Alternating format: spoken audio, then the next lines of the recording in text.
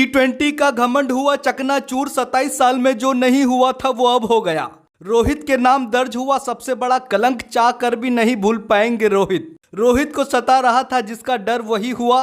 एक बार फिर स्पिनरों के सामने भारतीय बल्लेबाज हुए धाराशायी। रोते हुए मैदान से बाहर निकले कप्तान रोहित। बता दिया कौन है हार का असल गुनहगार। कैसे भारत की हुई है शर्मनाक हार और कैसे भारत ने बनाया है एक शर्मनाक रिकॉर्ड।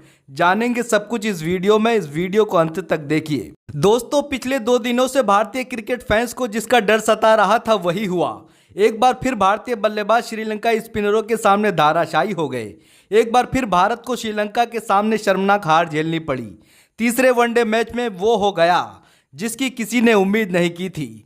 भारत ने टीम बदली लेकिन किस्मत नहीं बदल पाई।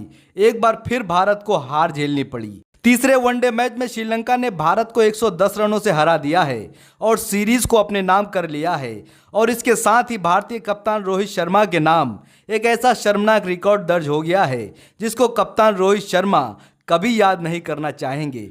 तो दोस्तों, कौन सा वो बदनुमा दाग है जो रोहित शर्मा के कैरियर पर लग चुका है, उसके बारे में हम आपको बताएंगे। लेकिन पहले आपको बताते हैं कि किस तरह आज भारतीय बल्लेबाजों ने एक बार फिर भारत के 140 करोड़ देशवासियों को निराश किया है।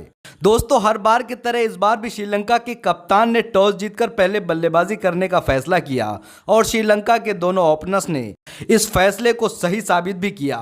दोनों के बीच 89 रनों की एक शानदार पार्टनरशिप हुई। उसके बाद फिर दूसरे विकेट के लिए भी एक शानदार पार्टनरशिप हुई। एक समय पर 171 रन के स्कोर पर एक विकेट खोकर श्रीलंका मजबूत स्थिति में थी। तभी कप्तान रोहित शर्मा ने डेब्यूटेंट रियान पराग के हाथ में गेंद थमाई। रियान पराग ने कप्तान को निराश नहीं किया और एक के बाद एक 3 विकेट झटके और श्रीलंका की पारी को महज 248 रनों तक ही पहुंचने दिया। लेकिन दोस्तों, ये 248 रन भी श्रीलंका के लिए काफ़ी थे।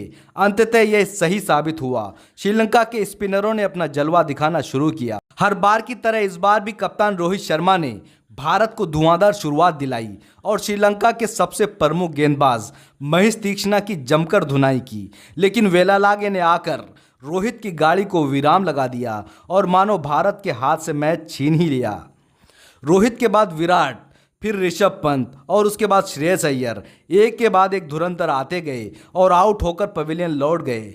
एक बार फिर रोहित शर्मा ही भारत के टॉप स्कोरर रहे, लेकिन इस बार वो हाफ सेंचुरी भी नहीं लगा पाए और केवल 35 रन बनाकर आउट हो गए।